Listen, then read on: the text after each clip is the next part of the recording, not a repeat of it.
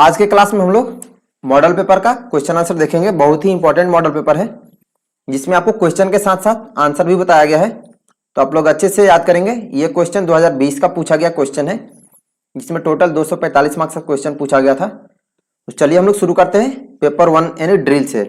सबसे पहले जो लोग भी चैनल को सब्सक्राइब नहीं किए हैं, आप लोग चैनल को सब्सक्राइब करके बेल आइकन प्रेस कर देंगे ताकि आपको वीडियोज की नोटिफिकेशन मिलती रहे। तो चलिए हम लोग शुरू करते हैं question answer. First topic drill होता है। थोड़ा सा आप लोग वेट कीजिए, कलर में सिलेक्ट कर लेता हूं। फर्स्ट टॉपिक ड्रिल, जिससे कि 10 मार्क्स का क्वेश्चन पूछा जाता है, 10 मार्क्स का। फर्स्ट है रिक्त स्थान को भरे यानी fill in the blanks. Word of command के दो प्रकार होते हैं। वर्ड ऑफ कमांड का दो कौन कौन सा प्रकार होता है? तो वर्ड ऑफ कमांड का 2 टाइप्स, एग्जीक्यूटिव और क्वेश्चनरी होता है। सॉरी, ये फिल इन द ब्लैंक्स का है। वर्ड ऑफ कमांड के खाली स्थान प्रकार होते हैं, तो 2, आंसर 2 होगा। नेक्स्ट क्वेश्चन है बी, शरीर को आराम की स्थिति में लाने के लिए खाली स्थान शब्द का कमांड दिया जाता है। तो आराम से शब्द का कमांड दिया जाता है शरीर को आराम की स्थिति में लाने के लिए। सबसे पहले आपको विश्राम पोजीशन में लाके और फिर आराम से का आदेश दिया जाता है। नेक्स्ट है सी, तेज चाल में कदम की लंबाई खाली स्थान इंच होती है। तो तेज चाल में कदम की लंबाई 30 इंच होती है। नेक्स्ट है क्वेश्चन नंबर सेकंड, कमांड शब्द में दो अलग अलग हिस्से क्या है?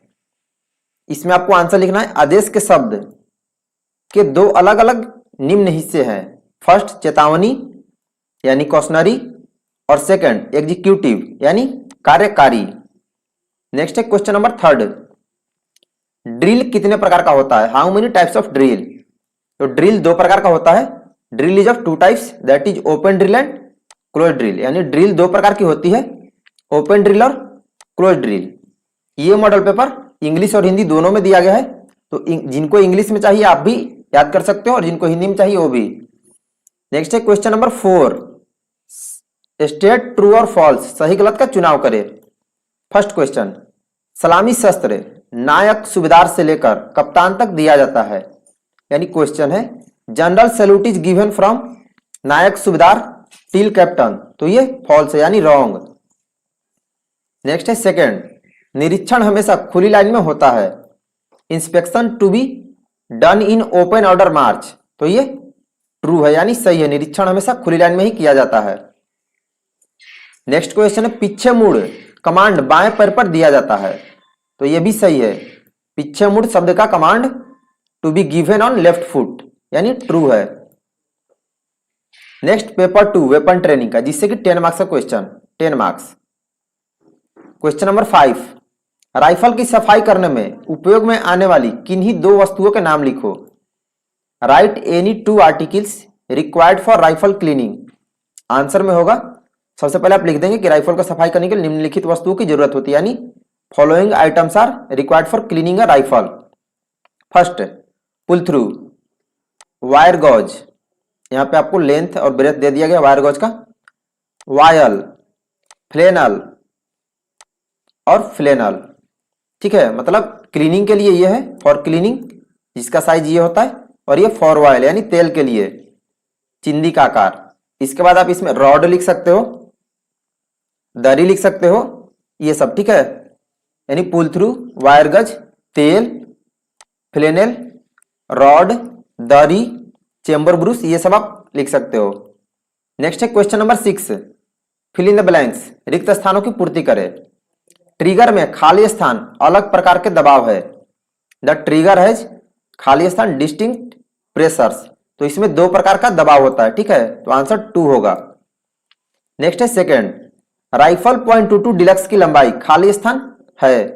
The length of .22 deluxe rifle is, तो डिलक्स का 43 इंच होता है, और अगर मार्क 4 का पूछे तो 45 इंच। ठीक है, तो डिलक्स का 43 इंच होगा।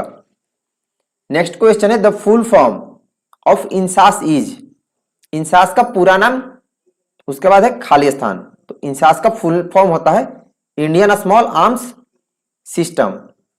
नेक्स्ट है question number 7, what is limber up? Limber up से आप क्या समझते हैं? तो इसका आंसर होगा a practice to achieve perfect coordination between muscles eye brain target aim and press the trigger at on, यानी फायर करने की पोजीशन में जाएं, शिस्त ले, आंख दिमाग और टारगेट में तालमेल बनाएं, अगले आदेश का इंतजार करें, उससे लिम्बर अप कहते हैं।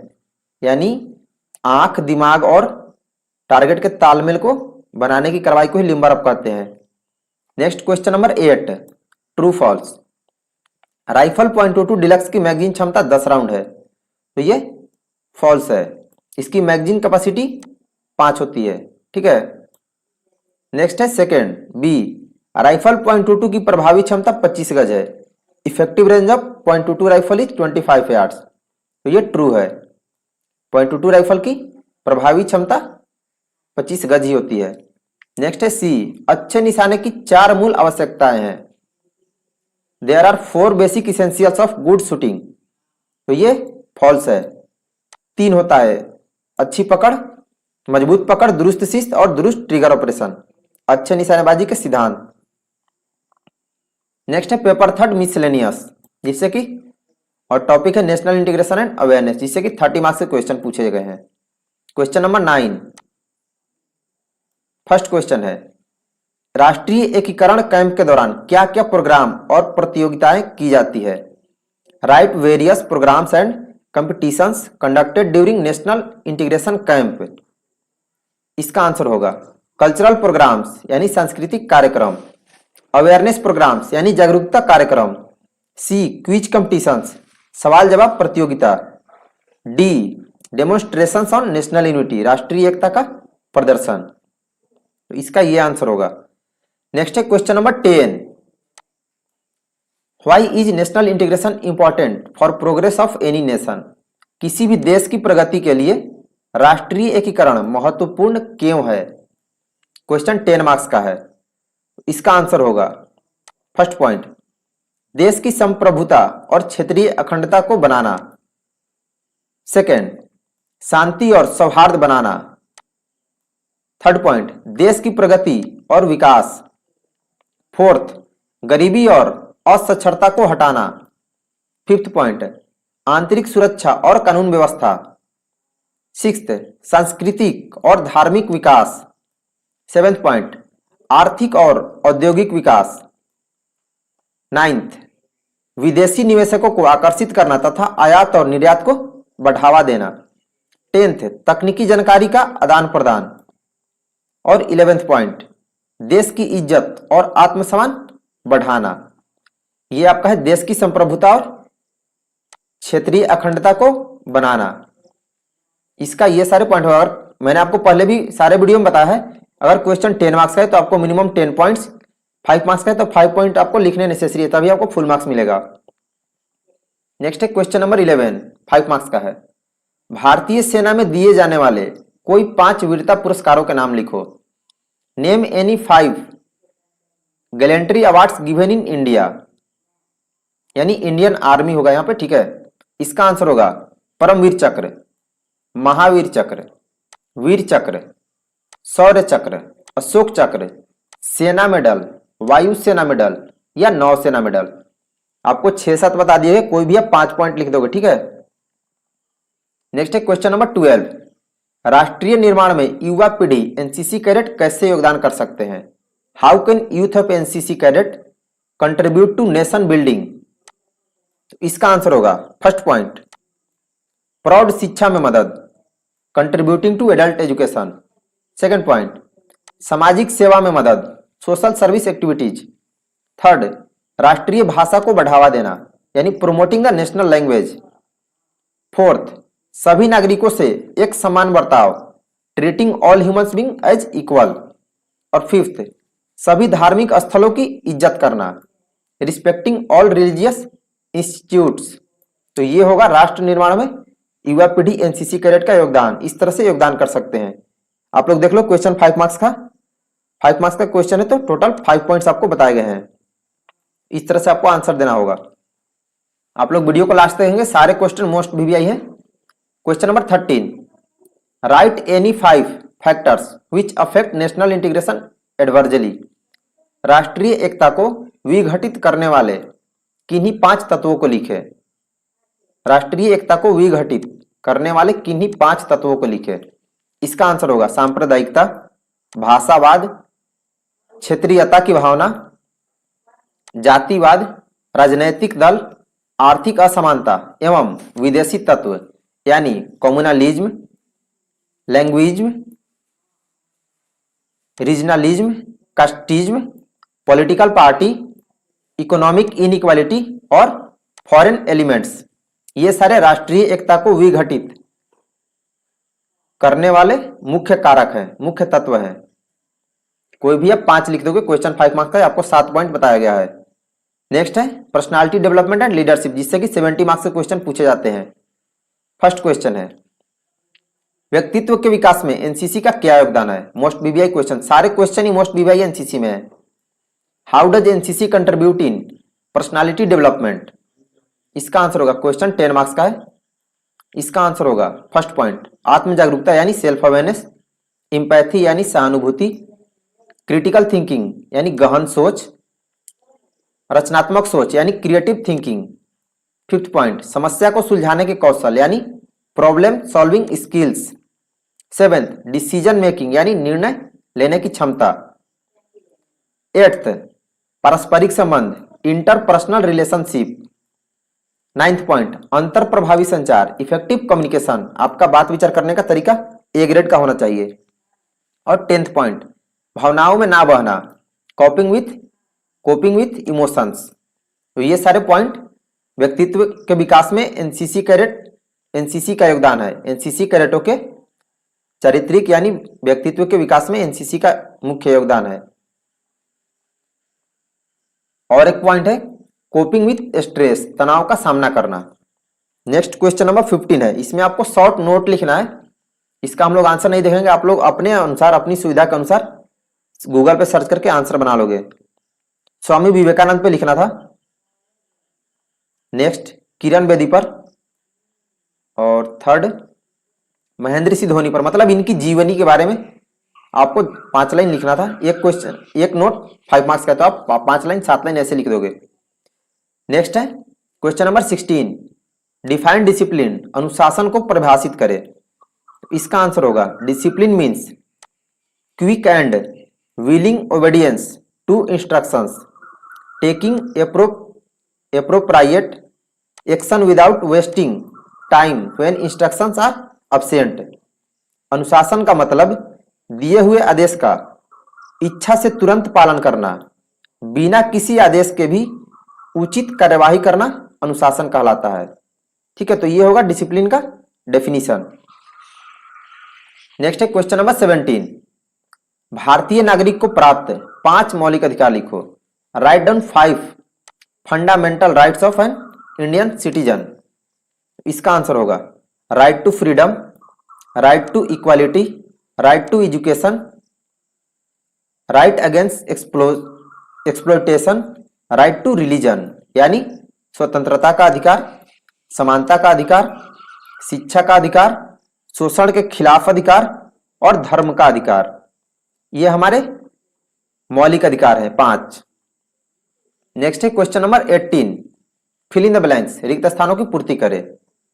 सिद्धांत की उद्घोषणा खाली स्थान है, प्रिंसिपल अनाउंसमेंट इज खाली स्थान कम्युनिकेशन। तो ये एक तरफा संवाद होता है यानी वन वे कम्युनिकेशन। नेक्स्ट है बी किसी भी क्षेत्र में खेलना खाली स्थान क्षमता है, capable of playing on the field is खाली स्थान स्किल्स। तो इसमें होगा स्पोर्ट्स यानी खेल, किसी भी क्षेत्र में खेलना खेल क्षमता होता है, तो इसका आंसर होगा स्पोर्ट्स यानी खेल। नेक्स्ट है सी सेल्फ डेवलपमेंट इज अ खाली स्थान फैक्टर इन्फ्लुएंसिंग पर्सनालिटी। स्व विकास खाली स्थान कारक है जो व्यक्ति को प्रभावित करता है, तो ये एक भौतिक कारक है यानी फिजिकल फैक्टर है। नेक्स्ट है D for a stronger relationship 3 main components are खाली स्थान इंटीमेसी एंड कमिटमेंट। मजबूत रिश्तों के 3 प्रमुख तत्व खाली स्थान आत्मीयता तथा जिम्मेदारी है, तो एक इसमें होगा पैशन यानी जुनून।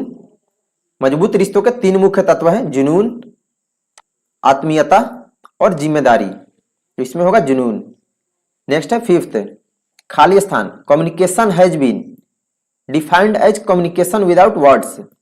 खाली स्थान संवाद शब्दहीन संवाद है, यानी नॉन वर्बल कम्युनिकेशन, अवाचिक संचार, जिसमें कि बिना बोले संचार किया जाता है इशारों से। नेक्स्ट है क्वेश्चन नंबर 19, स्टेट ट्रू और फॉल्स, यानी सही गलत बताना है। फर्स्ट क्वेश्चन है, attitude is a mindset the way we think and look at things. प्रवृत्ति एक मानसिक स्थिति है, जैसा हम सोचते हैं वैसा ही देखते हैं। तो ये ट्रू है, यानी सही होगा। आप जैसा सोचोगे आपको सारा कुछ वैसा ही नजर आएगा। अगर आप निगेटिव सोचोगे तो फिर निगेटिव ही आपको सब कुछ नजर आएगा और आपका निगेटिव ही होगा रिजल्ट भी। Question number second, body image is the way we perceive our body. शारीरिक छवि एक तरीका है जिससे हम अपनी शारीरिक अवस्था का वर्णन करते हैं। तो ये भी ट्रू है, यानी सही है। नेक्स्ट है C, a strong bond between two और more organisation refers to interpersonal relationship. दो या दो से अधिक संगठनों के बीच के मजबूत बंधन को आंतरिक व्यक्तिगत रिश्ता कहते हैं। तो ये फॉल्स है, उसको आंतरिक व्यक्तिगत रिश्ता नहीं कहते हैं, ये रॉन्ग होगा। नेक्स्ट है D, passion refers to the physical and sexual attraction between two individuals. दो व्यक्तियों के बीच का शारीरिक आकर्षण उसके आवेग को दर्शाता है। तो ये ट्रू है, यानी सही होगा। नेक्स्ट है E, consistency in the communication process is a barrier while speaking, यानी संपर्क में स्थिरता वक्तव्यों के बीच की बाधा होती है। तो ये फॉल्स है, वो बाधा नहीं होती है। नेक्स्ट है question number 20, right any 5 points which reduces the communication gap. संवादहीनता को कम करने के कोई 5 बिंदु लिखिए। इसका आंसर मैंने और भी बहुत सारे वीडियोज में बताया है कि कम्युनिकेशन गैप को कम करने कैसे कम किया जा सकता है। इसका आंसर होगा आगे की योजना, दूसरों को योजना बनाने में शामिल करना, दूसरों द्वारा बनाई गई सलाह को सुनना, उद्देश्य के साथ बोले और विशिष्ट बने, हास्य की भावना होना, सहानुभूति होना, निर्णय न करना, यानी plan ahead, involve to the others to contribute to planning, listen to the suggestions made by others, speak with purpose and be specific, justify your stand without upsetting others, being sympathetic और being indecisive. तो ये होगा communication gap को कम करने का तरीका। Next है क्वेश्चन नंबर 21, समय प्रबंधन के बुनियादी सिद्धांत क्या है। What are the principles of time management. ये क्वेश्चन इस बार 2021 में भी पूछा गया, पीछे से भी मैक्सिमम क्वेश्चन पूछे गए हैं। मतलब एनसीसी में हर साल सेम टाइप के क्वेश्चन आते हैं, क्योंकि एनसीसी में नंबर ऑफ क्वेश्चन लिमिट है, 300 से 400 क्वेश्चन है, आपको उसी में से हर साल पूछा जाता है, यानी अल्टरनेट में क्वेश्चन रिपीट करते रहता है।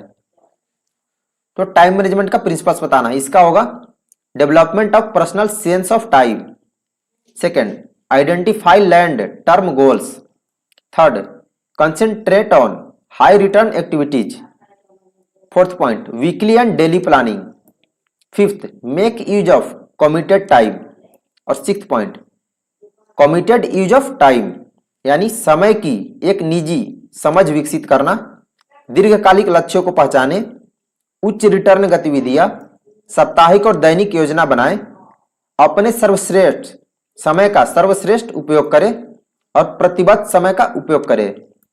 यह आपका टाइम मैनेजमेंट का प्रिंसिपल है, यानी समय प्रबंधन के बुनियादी सिद्धांत।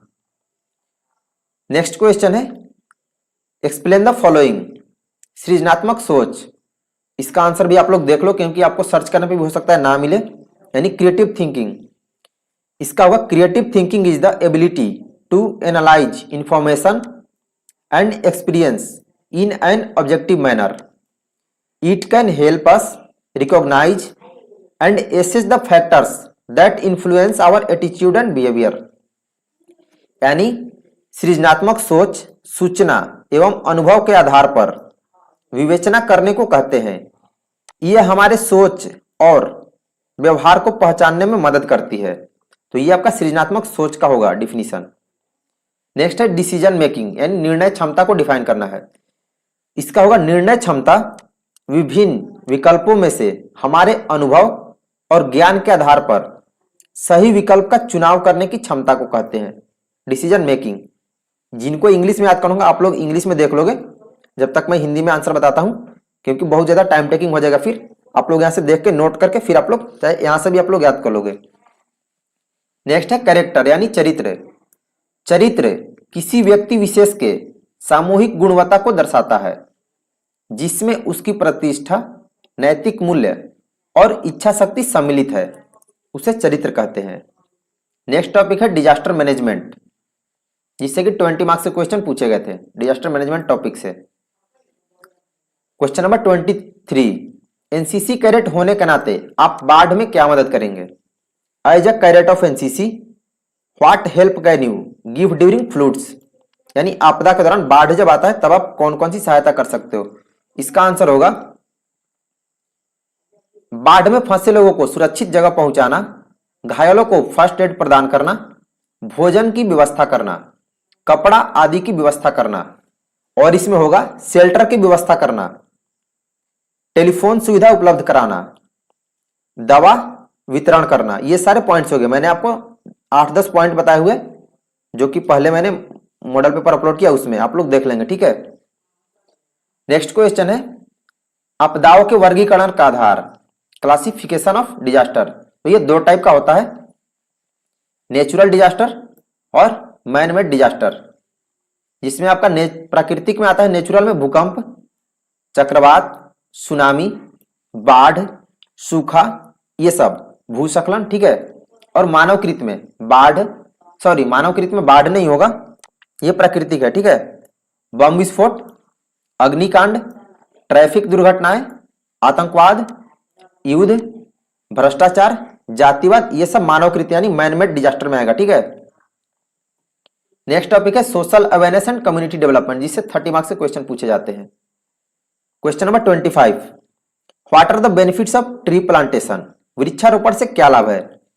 तो इसका आंसर होगा useful in controlling pollution, second stop the spread of desert, stop land erosion, availability of wood, useful in flood control, useful in wild animal control and preservation, environment control, useful of monsoonal rainfall, fruit availability, और last 10th point है providing habitat to wild animals, यानी वृक्षारोपण से लाभ में होगा प्रदूषण नियंत्रण में उपयोगी, सेकंड रेगिस्तान के प्रसार में रोक, भूमि कटाव को रोकना, लकड़ी की उपलब्धता, बाढ़ नियंत्रण में उपयोगी, वन्य पशु नियंत्रण में उपयोगी, पर्यावरण संतुलन, मानसून बारिश में उपयोगी, फल उपलब्धता और जंगली जानवरों को आवास प्रदान करना। यह ट्री प्लांटेशन के बेनिफिट है, यानी वृक्षारोपण से लाभ। नेक्स्ट है question number 26, right down 5 benefits of blood donation, रक्तदान से क्या लाभ मिलता है? कोई 5 पॉइंट आपको लिखने हैं, मिनिमम आपको 5 पॉइंट्स लिखने ही होंगे, तभी आपको फुल मार्क्स मिलेगा, क्योंकि क्वेश्चन 5 मार्क्स का है। इसमें आपका फर्स्ट पॉइंट होगा fresh and new blood flow in the body, second saves life, third point there is no substitute of blood so it is essential, fourth after donating blood the donor gets free blood on requirements, और fifth point blood donation is prime donation one can donate, यानी शरीर में नए रक्त का संचार होता है ब्लड डोनेट करने से, रक्तदान करने से। रक्तदान से किसी का जीवन बचता है। थर्ड पॉइंट रक्त का कोई विकल्प नहीं होता है। फोर्थ रक्तदान के बाद आवश्यकता पड़ने पर 1 वर्ष तक रक्तदान का कोई भी तत्काल रक्त उपलब्ध कराया जाता है। मतलब आप अगर ब्लड डोनेट करते हो तो जो आपको कार्ड मिलता है सर्टिफिकेट टाइप का, वो आप लेके जाओगे तो 1 वर्ष के अंदर आपको कोई भी किसी भी मतलब कोई भी ब्लड हो, ए हो, कोई भी रक्त समूह, आपको उसका ब्लड उपलब्ध कराया जाता है फ्री ऑफ कॉस्ट। और फिफ्थ पॉइंट है रक्तदान एक महादान है। नेक्स्ट है क्वेश्चन नंबर 27, एनसीसी कैडेट द्वारा की जाने वाली 5 प्रमुख सामाजिक गतिविधियों के नाम लिखो। Name 5 major social activities done by the NCC cadets. इसका आंसर होगा रक्तदान शिविर, वृक्षारोपण, स्वच्छ भारत अभियान, जागरूकता कार्यक्रम और सिविल प्रशासन की सहायता। और भी आप इसमें बहुत कुछ लिख सकते हो, जैसे प्रौढ़ शिक्षा है और एड्स जागरूकता अभियान, परिवार नियोजन अभियान। ये सब आप बहुत सारी पॉइंट्स है, मैंने आपको प्रीवियस मॉडल पेपर्स में बताया हुआ है, आप लोग देख लेंगे अच्छे से या टॉपिक वाइज में। नेक्स्ट है किन्हीं 5 सामाजिक बुराइयों के नाम लिखो। Right the name of any 5 social evils. First, कन्या भ्रूण हत्या। सेकंड, दहेज प्रथा। थर्ड, बाल दुर्व्यवहार और तस्करी। फोर्थ, नशीली दवाओं के दुरुपयोग और तस्करी। और फिफ्थ, घरेलू हिंसा।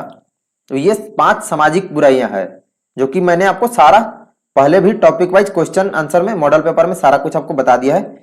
मतलब आप टॉपिक वाइज आप सारे याद कर लेते हो। सारे टॉपिक का टोटल 16 टॉपिक है एनसीसी में, तो आपसे कोई भी क्वेश्चन नहीं छूटेगा। टोटल 16 टॉपिक है जो कि मैंने वेबसाइट पर अपलोड कर दिया। वेबसाइट का लिंक मैं कम्युनिटी में पोस्ट करता हूं या फिर आप गूगल पर सर्च करोगे tejasenccarmy.com, वहां पर मॉडल पेपर टॉपिक वाइज सारे अपलोडेड है। नेक्स्ट है क्वेश्चन नंबर 29, ट्रू फॉल्स बताना है यानी सही या गलत लिखे। ए, एड्स से पीड़ित व्यक्ति के साथ भोजन नहीं करना चाहिए, तो ये फॉल्स है।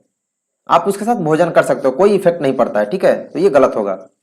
सेकंड, रक्तदान करने से शरीर में असंतुलन पैदा होता है, तो ये भी फॉल्स है। रक्तदान करने से शरीर में कोई अनबैलेंस नहीं होता है, असंतुलन पैदा नहीं होता है। नेक्स्ट है सी, रक्तदान करने से मनुष्य का शरीर कमजोर हो जाता है, तो ये भी फॉल्स है। आपको वीकनेस नहीं होती क्योंकि आपका 1 यूनिट ही ब्लड लिया जाता है, तो उससे कोई कमजोरी नहीं आती, तो फॉल्स होगा। नेक्स्ट है डी, एड्स दिवस प्रतिवर्ष 1 दिसंबर को मनाया जाता है, तो ये ट्रू है। एनसीसी कैडेट उस दिन रैली भी, जागरूकता रैली भी निकालते हैं 1 दिसंबर को। नेक्स्ट है फिफ्थ, कैंसर के मरीज को छूने से कैंसर हो जाता है, तो ये भी फॉल्स है। कैंसर के मरीज को छूने से कैंसर नहीं होता। नेक्स्ट है पार्ट 5, हेल्थ एंड हाइजीन, जिससे कि 30 मार्क्स के क्वेश्चन पूछे गए थे।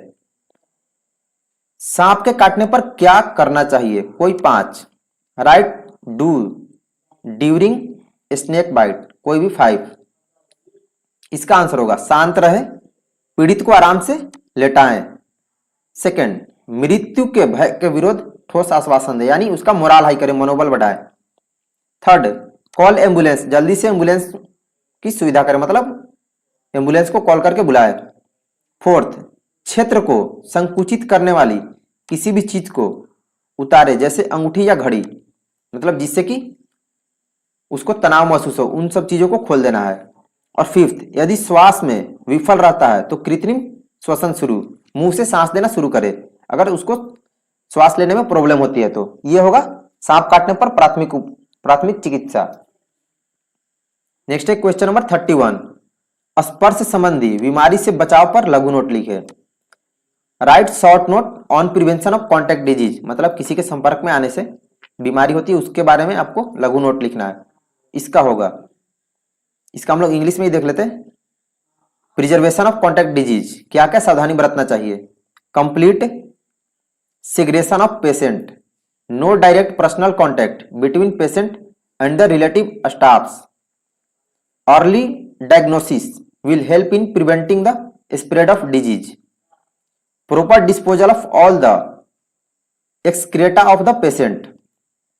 And fifth, attendants to take all preventive measures, यानी रोगी का पूर्ण पृथक्करण, रोगी और संबंधियों कर्मचारियों के बीच कोई सीधा व्यक्तिगत संपर्क नहीं होने से रोग के प्रसार को रोकने में मदद मिलेगी। थर्ड, शीघ्र निदान से रोग के प्रसार को रोकने में मदद मिलेगी। फोर्थ, रोगी के सभी मल मूत्र का उचित निपटान। और फिफ्थ, सभी निवारक उपाय करने के लिए परिचर। ये होगा स्पर्श संबंधी बीमारी से बचने पर लघु नोट। नेक्स्ट है question number 32, write down types of bandages, any 5।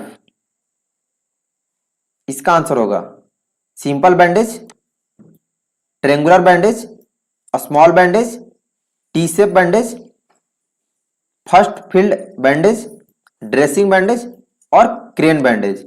आप कोई भी 5 लिख दोगे, यहां पर 7 बैंडेज का नाम बताया गया, कोई भी 5 आप लिख देंगे, ठीक है। यानी सरल पट्टी, त्रिभुजाकार पट्टी, छोटी पट्टी, टी आकार की पट्टी, फर्स्ट फील्ड, ड्रेसिंग पट्टी और क्रेन पट्टी।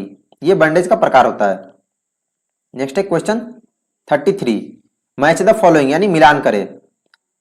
मच्छर, तो मच्छर का किससे होगा? डेंगू होगा। मच्छर डेंगू, मच्छर के काटने से डेंगू होता है। और क्या? प्लेग, प्लेग किसके कारण होता है? प्लेग तो चूहा के कारण होता है, इसमें तो दिया नहीं है। अच्छा आप लोग वेट कीजिए, इसका आप लोग देख लोगे, ठीक है। बालू मक्खी, इसका आप लोग आंसर देख लेंगे कौन, अच्छे से आप लोग इसको गूगल पे सर्च कर करके, ठीक है, आप लोग इसका आंसर बना लोगे इसका गूगल। नेक्स्ट है क्वेश्चन नंबर 34, आप कैंप क्षेत्र को कैंप के दौरान कैसे साफ रखेंगे? मतलब कैंप में आप स्वच्छता बनाए रखने के लिए कौन कौन सा उपाय अपनाते हैं, कौन कौन से तरीके अपनाते हैं? How should we keep camp site clean during camp training? इसका आंसर होगा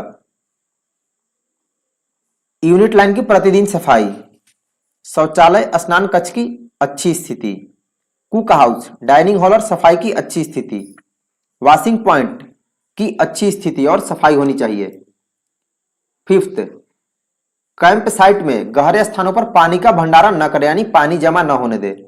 सिक्स्थ, सोखटे की पीठ में फेंका गया बर्बादी भोजन, सोखने की पीठ में मतलब जो भी भोजन आपका बचता है उसको गड्ढे में डालें। और लास्ट पॉइंट, कचरे के निस्तारण में फेंके गए बर्बादी भोजन उसका निपटान करें यानी daily cleaning of unit line, जहां पे रहते हैं उसको रोजाना सफाई करना। Good condition of latrine bathroom, good condition of cook house dining hall and cleanness, washing point should be good condition and cleanness, don't store water in deep places in camp site, wastage food throw in soakage pit, और last disposal of garbage. ये आपका camp के दौरान स्वच्छता बनाए रखने के लिए उपाय है, तो कोई भी 5 लिख दोगे। नेक्स्ट है क्वेश्चन नंबर 35, अपने स्वास्थ्य के आवश्यक तत्व क्या है, यानी किसी भी मनुष्य को हेल्दी रहने के लिए कौन कौन से उपाय जरूरी है, क्या क्या करना नेसेसरी है। What are the essential elements of good healthy health, यानी 5। इसका होगा everyday bathing, balance diet, early get up, proper exercise और 6 to 8 आवर्स स्लीपिंग, यानी प्रतिदिन स्नान करना, संतुलित भोजन करना, प्रातःकाल जल्दी उठना, नियमित व्यायाम करना और 6 से 8 घंटे की नींद पूरी करना। ये एक मनुष्य को स्वस्थ रहने के मुख्य तत्व है। नेक्स्ट है part 4, adventure training. First question है, ट्रेनिंग के लिए आवश्यक वस्तुओं के नाम लिखे। Write down the name of essential items for trekking, sorry trekking है ट्रेनिंग नहीं, कोई भी 5 का नाम बताना है। इसमें आपका आंसर होगा first aid box, sleeping mat, sleeping bag, a good pair of shoes, toiletry items, torch and batteries, marker and chalk, water, food and cooking utensils, sufficient clothing, cap और कैमरा। ये आपका ट्रेकिंग के लिए आवश्यक वस्तु है, कोई भी आप 5 लिख दो क्योंकि क्वेश्चन 5 मार्क्स का है। आपको ज्यादा पॉइंट बताया जाता है ताकि आप 7-8 याद रखो, एग्जाम में आप 2-3 भूलोगे भी तो कोई दिक्कत नहीं, आपको फुल मार्क्स आप गेन कर सकते हो। नेक्स्ट है क्वेश्चन नंबर 37, एनसीसी कैडेटों द्वारा की जाने वाली 5 एडवेंचर एक्टिविटी लिखे। Write any 5 adventure activities undertaken by NCC cadets. इसका आंसर होगा cycle expedition, mountaineering, rock climbing, parasailing, para jumping और भी बहुत सारे, वाटर राफ्टिंग है, उसके बाद पारा जंपिंग हो गया, पारासेलिंग भी हो गया, स्लिदरिंग है, ये सब ठीक है। तो आप कोई भी 5 लिख दोगे। नेक्स्ट है क्वेश्चन नंबर 38, 10 सुरक्षा युक्तियां लिखे जो आपको रॉक क्लाइंबिंग के लिए जाने के दौरान ध्यान में रखनी है। Right 10 safety tips which you will beer in mind while going for rock climbing, यानी रॉक क्लाइंबिंग पर जाने से पहले आपको 10 सुरक्षा के उपाय कौन कौन से करने होते हैं। तो इसका आंसर होगा फर्स्ट पॉइंट, हार्नेस को हमेशा चेक करें। सेकेंड, गांठों को हमेशा चेक करें। थर्ड, हमेशा हेलमेट पहने रहे। फोर्थ, रस्सी और व्हीलर डिवाइस को हमेशा चेक करें। फिफ्थ, हमेशा लंबी रस्सी का इस्तेमाल करें। 7th पॉइंट, जरूरत के मुताबिक उपकरण लाएं। जरूरत के मुताबिक उपकरण लाएं। 8th, रस्सी हमेशा पैर के ऊपर रखें। 9th पॉइंट, सही जगह रस्सी को क्लिप करें। और 10th, हमेशा सुरक्षित एंकर का इस्तेमाल करें। ये आपका रॉक क्लाइंबिंग के दौरान सुरक्षा के लिए किए जाने वाला 10 मेन उपाय है। ठीक है, नेक्स्ट है part 7, environmental awareness and conservation, पर्यावरण जागरूकता एवं संरक्षण, जिससे कि 20 मार्क्स से क्वेश्चन पूछे जाते हैं। फर्स्ट क्वेश्चन है, वर्षा जल संचयन की क्या आवश्यकता है? What are the needs for rain water harvesting? इसका आंसर होगा it recharges sub soil and ground water. Second, increasing the level of water table. Third, it helps to create large quantity of pollution free potable water. Fourth, rainwater can be stored in huge tanks and ponds for later use. और fifth, it reduces dependency on groundwater. यानी हिंदी में होगा इसका, यह उप मिट्टी और भूजल को रिचार्ज करता है। सेकेंड, जल स्तर का स्तर बढ़ाना। थर्ड, यह बड़ी मात्रा में प्रदूषण मुक्त पेयजल बनाने में मदद करता है। फोर्थ, वर्षा जल को बाद में उपयोग के लिए विशाल टैंकों और तालाबों में संग्रहित किया जा सकता है। और फिफ्थ, इससे भूजल पर निर्भरता कम हो गई है। नेक्स्ट है क्वेश्चन नंबर 40, नवीकरण और अनवीकरण के संसाधन क्या है? 2 उदाहरण के साथ समझाएं। What are renewable and non renewable resources, give examples. तो रिन्यूएबल में होगा resources which can be renewed और रिप्रोड्यूस्ड बाय फिजिकल, केमिकल और मैकेनिकल प्रोसेस। इसका एग्जांपल होगा solar, hydro power, biomass, geothermal and wind energy. और नेक्स्ट है non renewable resources, these are the resources which are formed over a very long geological time and those which do not naturally form in the environment. These are resources take millions of year in their formation. इसका example होगा petrol, diesel, firewood और coal. Next है question number 41, सौर ऊर्जा से आप क्या समझते हैं? सौर ऊर्जा के 3 लाभ बताएं। What do you understand by solar energy? Right 3 advantages of using solar energy. इसका आंसर होगा सौर ऊर्जा एक नवीनीकरण ऊर्जा है जो सूर्य द्वारा विद्युत चुंबकीय तरंगों के रूप में जारी की जाती है और सीधे सूर्य प्रकाश से एकत्र की जा सकती है। इसका बेनिफिट, सौर ऊर्जा के फायदे। फर्स्ट पॉइंट, यह बहुतायत में है और हर जगह उपलब्ध है। सेकंड, इससे भविष्य के उपयोग के लिए विभिन्न रूपों में संग्रहित किया जा सकता है। थर्ड पॉइंट, इसके इस्तेमाल से कभी भी कोई हादसा नहीं हो सकता। नेक्स्ट टॉपिक है ऑब्स्टिकल ट्रेनिंग, जिससे कि 5 मार्क्स से क्वेश्चन पूछा गया है। एक ही क्वेश्चन है, एनसीसी कैडेट द्वारा किए जाने वाले किन्हीं 5 बाधा का नाम लिखे। Write down any 5 obstacle test done by NCC cadets. इसका आंसर होगा टोटल 10 ऑब्स्टिकल ट्रेनिंग एनसीसी में दी जाती है। 10 एक्टिविटी है। First, straight balance, clear jump, gate vault, zigzag balance, high wall, double ditch, right hand vault, left hand vault, ramp और फिर last 10वें नंबर पे आता है स्ट्रेट बैलेंस। तो आप कोई भी 5 लिख दोगे, ठीक है। तो आज की वीडियो में आपका इतना ही था। आप लोग वीडियो को लाइक कर देंगे और चैनल को जो लोग सब्सक्राइब नहीं किए चैनल को सब्सक्राइब करके बेल आइकन प्रेस कर देंगे, ताकि जो भी वीडियो अपलोड किया जाए, जो भी लाइव क्लासेज हो, आपको नोटिफिकेशन मिलती रहे। और अपने फ्रेंड्स लोग को भी आप लोग बता देंगे चैनल के बारे में। चलिए मिलते हैं नेक्स्ट क्लास में। आज के लिए इतना ही। जय हिंद।